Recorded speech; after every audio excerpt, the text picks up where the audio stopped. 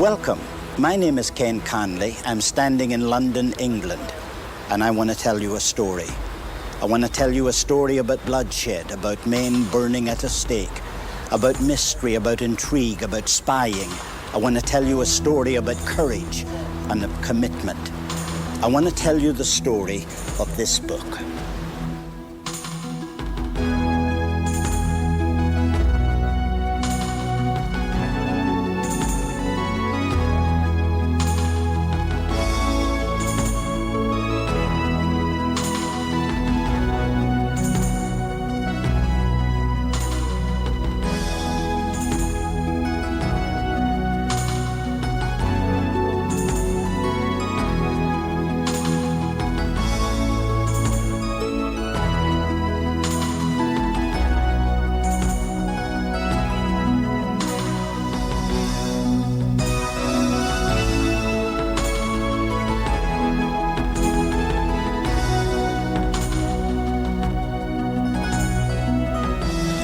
I'm standing by the River Thames, and behind me is Hampton Court, a building that pictures the excesses of the age in which it was built. It was built by Cardinal Wolsey back at the time of the Reformation. And at that time, when it was completed, it was the largest building that was in the British Empire. It has 1,000 rooms. It took 2,500 workmen to be able to put it together. It takes 500 people to be able to keep it. It had 250 tons of lead pipe that brought special water into it, and that was an unheard of thing in that day.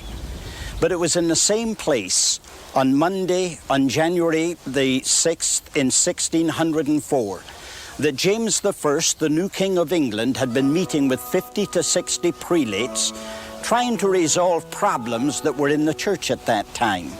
They knew King James would want a new translation.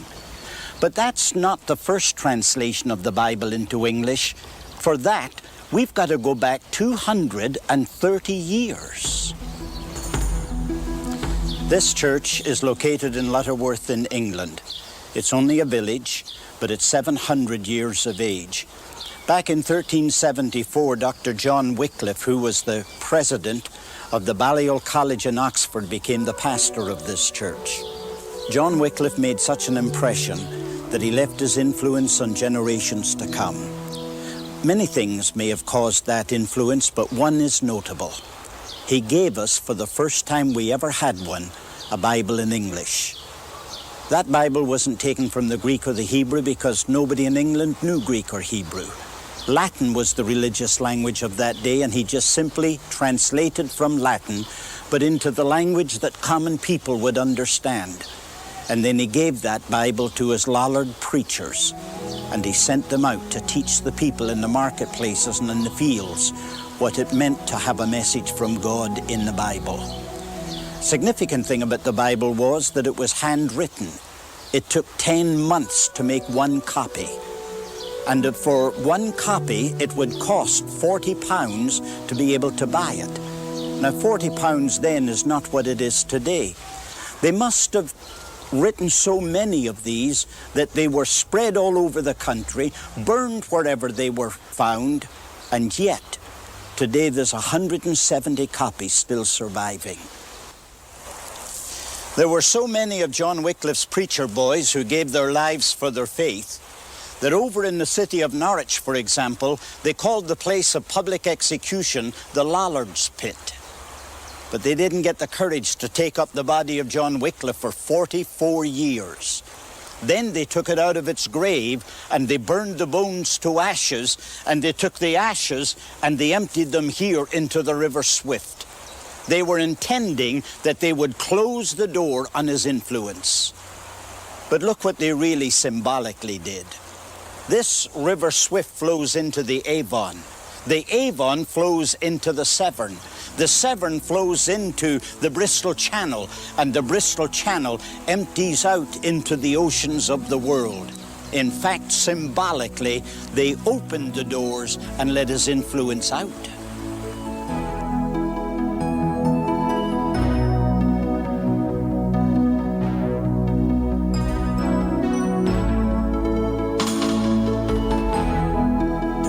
In the 100 years that followed the death of Wycliffe, There were two momentous events that occurred. The first of these was the fall of Constantinople. When it fell, Greek culture started moving toward the west, and people in Europe began to learn a Greek language. In universities all over Europe, they started majoring, specializing in the teaching and learning of Greek. The second major event that happened the following year.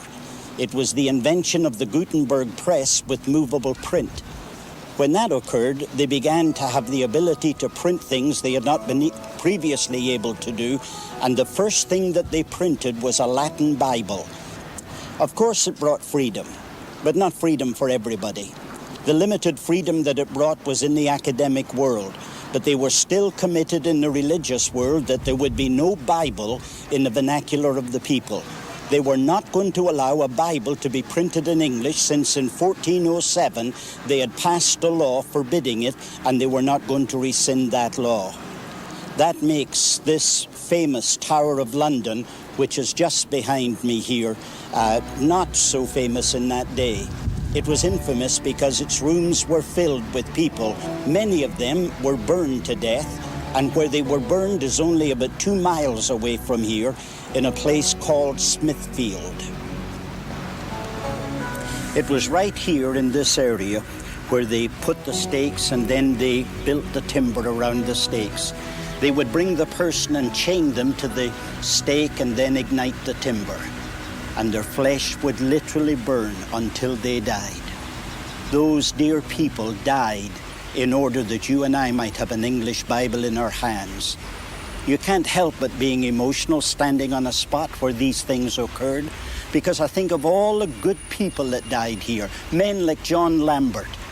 Because Lambert, if you remember, is the man when the flames came up over his head, in order to try and communicate with the people in an area that then was wide open fields and thousands of people were here. He put his hands as high he could put them and projected his fingers. Flames came from his fingers while he cried, "None but Christ, none but Christ." This is not the only place where men gave their lives for the faith. For example, on April the 4th in 1519, in a place called Little Park in Coventry, not very many miles from here, there were 6 working men. 3 of them were just shoemakers, and a woman. And they were publicly executed by burning to death. For what? Because they taught their children the Lord's Prayer in English. Now that's remarkable when you realize that something significant happened only 2 years before that in Cambridge.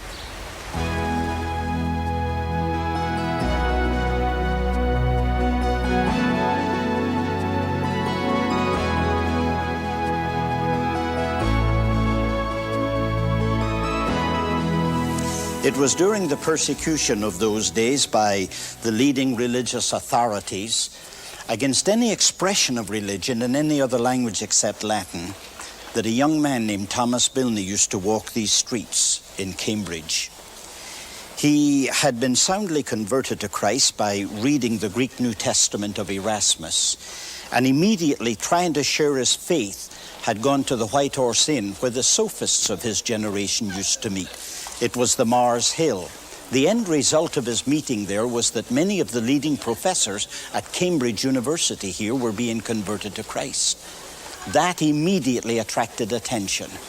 And among the people that came from different parts of England to this university was a young man named William Tyndale. He was an excellent Greek scholar. In fact, he was so well versed with 7 different languages that no stranger could determine which one was his native tongue. And he was a very committed man. In an argument one day, his debater said, "We had better be without God's law than the Pope's." Tyndale fired back at his opponent, "I defy the Pope and all his laws. And if God spare me, I will one day make the boy that drives the plough in England to know more of the Scripture than the Pope does." These are the fields on which Tyndale watched commoners ploughing constantly. They're situated on the Cotswold Hills, and that is the Severn Valley. It's little Sodbury Manor, owned in those days by Sir John Walsh, Walsh lived here with his wife and his 2 boys, and Tyndale was hired to become the tutor of those 2 boys. This little attic room happens to be the private room of William Tyndale while he worked for the Walsh family. Here he slept, and here he kept his books, and here he studied. The idea came to him that if the Greek New Testament had such a profound effect upon the scholastic world, what would an English Bible do for plowboys? At this very spot, he decided he was going to translate the Greek New Testament into English. He worked on the project while he was here for 6 months. Then he realized that it was jeopardizing the Walsh family's life. So he left here and he went to London. He tried to get the Bishop of London, Bishop Tunstall, to give him official permission for what he was doing, but Tunstall would not do it. So he self-imposed an exile on himself, went over to the continent, met with Martin Luther, and found a great friend in Luther. He finished the work of translation and then started on the problem of having it printed. That was a very difficult problem for him to solve, because the English had decided they were going to do everything to make it impossible. They put a price on his head. And so he lived in poverty, crisscrossed his paths. He was on one occasion, they were coming in the front door to arrest him in the print shop when he gathered whatever documents he could and went out into the night in the back door. And he lived like that. But one holy passion gave him and made him indefatigable in his energy. He wanted to finish this work. And eventually in December of 1525, his work was completed. And a new phase began. How is he going to get these Bibles smuggled into England? Would you believe that that all has something to do with this? A bag of flour?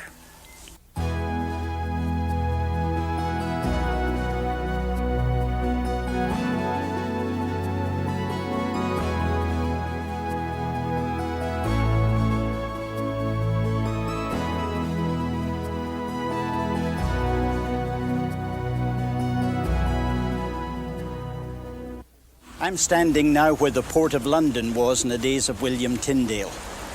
It was run by German authorities, and if you remember, Tyndale spent 6 months here before his self-exile over to the continent, and during that time he didn't waste it.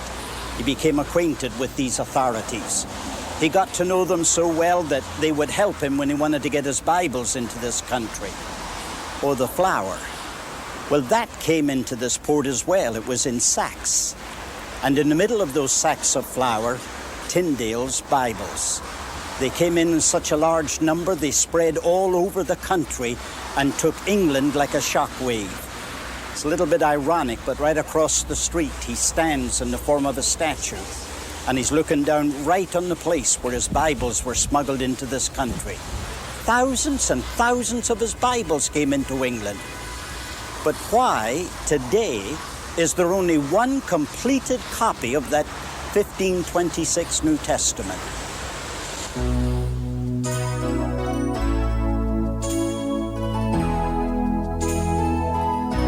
A man named Tunstall was the Bishop of London at the time of William Tyndale, and he was Tyndale's bitter enemy.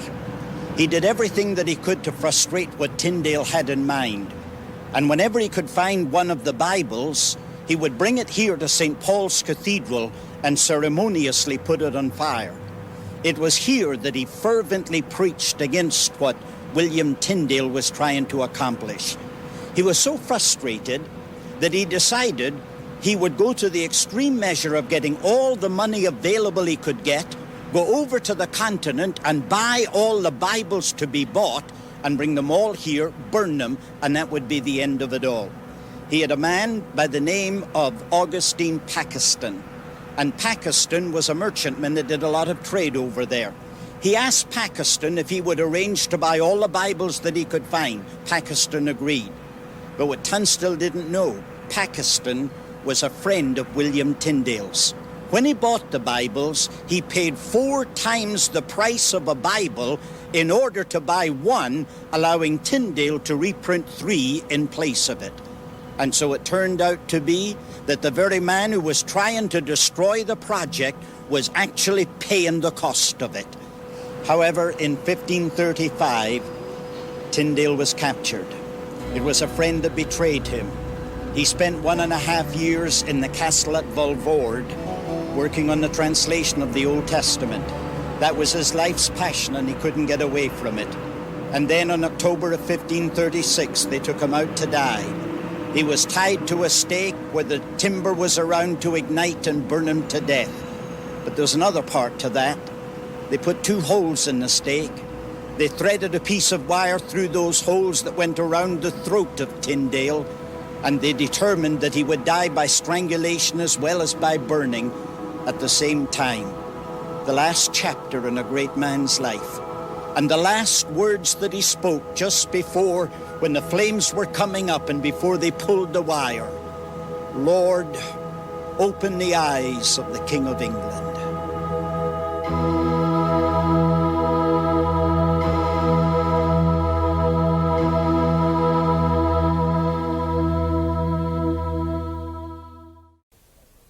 We've been looking at the struggles we've gone through in order to get an English Bible. We've gone back to the days of John Wycliffe. We've gone through the days of William Tyndale. And remember William Tyndale's last and closing prayer, "Lord, open the King of England's eyes"? That was very quickly answered by the Lord, because a man working with him by the name of John Rogers picked up his pen, finished the translation of Hebrew in the Old Testament, and then took the documents and of all places sent them to England.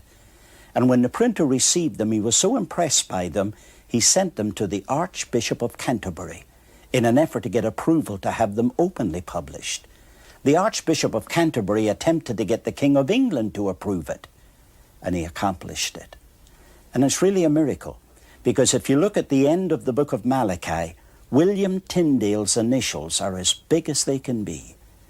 A man that was persecuted by the King of England and now approved for publication with his initials on it.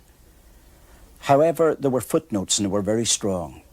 In fact, they were so strong that the Secretary of State was afraid the king would withdraw approval unless they were changed. So another Bible had to be brought about. Miles Coverdale had taken and edited that edition, had softened the footnotes, and what's called the Great Bible was then published.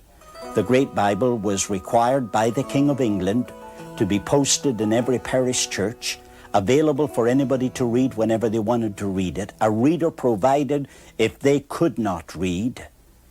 And of all things, on the title page was the name Cuthbert, a bishop. Who is he? He's none other than Bishop Tunstall, the man that had burned Tyndale's Bibles. Here's Tyndale's Bible in a new form, and his name is on the title page approving its publication. All of that happened with this great Bible in 1539, only 3 years after William Tyndale had burned to death at the stake. This brings us down to the King James Version of the Bible and its translation. Back in 1604, when it was agreed upon by King James, he appointed Richard Bancroft, who was then the Bishop of London and later became the Archbishop of Canterbury. He first selected 3 men to help him. Those 3 men were taken as academicians, first from the city of Oxford, then from here at Westminster, and then finally from Cambridge University. Their job then was to put together a collection of men who would be capable of undertaking the task. We don't know how many people were really involved in the translating. We know that there were between 50 and 60, but beyond that we really do not know. These men were then taken from the 3 different centres, Oxford, Cambridge, and at Westminster. They were divided into 2 different groups, those who were proficient in Greek and those who were proficient in Hebrew. They were then divided into these 3 different segments, constituting 6 different committees. Then the Bible was taken and it was divided up into 6 different parts, including the apocryphal books. These parts were then distributed equally between Oxford, Cambridge, and Westminster. And then the men went to work at doing their translating.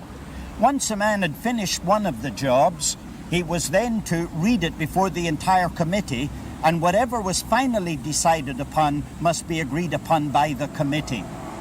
Sometimes they had to listen to as many as 13 variant readings of one particular passage before they made a decision. And then finally, their decisions being made, they handed all of their material down to 2 appointed men who gave the final editing to the work. These 2 men had made many changes. They then handed it over to Bancroft again, the Archbishop of Canterbury, and Bancroft made 15 different changes after that. And that's how we finally got our King James Version of the Bible. You may ask the question, why have we spent so much time dealing with William Tyndale when our interest really is in the 1611 King James Version of the Bible? And the answer to that is that the King James Version of the Bible is permeated by William Tyndale. It's stated by those that have studied it that very little change was made either in the New Testament or in the Pentateuch on what William Tyndale had written. It came down virtually unchanged. The vast majority of scholars believe that 90% of both of those passages are really William Tyndale coming down. Imagine that. I mean, 50 to 60 of the greatest intellects of their day, 6 different years in 6 different committees, and what they have produced is very little changeable to what was given to us by William Tyndale. We can't pay a big enough tribute to William Tyndale. However, that brings us now to the fact that in 1611 we have a Bible in English approved by the King, the work of the scholars of their generation, and accepted worldwide. That's the story of our English Bible and how it came to us. That's the story of the men who were behind it and the price that they paid. Very difficult to look at the Bible without realizing every page was soaked in blood, and those letters ought to be printed in gold. I hope you own an English Bible. I hope you read it every day. God bless you.